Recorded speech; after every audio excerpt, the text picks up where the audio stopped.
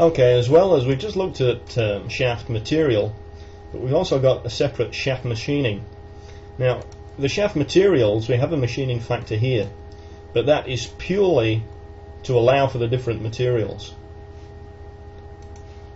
There is also shaft machining, which enables you to fine-tune the hours for different shaft sizes. Okay, so this is irrespective of materials. So as you can see, this is split up into size and length ranges. So at the moment all those hours factors are set to 1.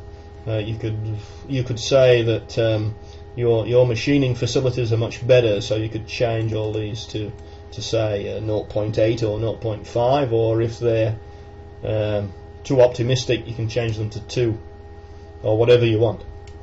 So that means that the hours calculated by Centrix will then be multiplied by this factor here. Okay, so if you were to put a 0 in, you'd have no hours for machining a particular shaft.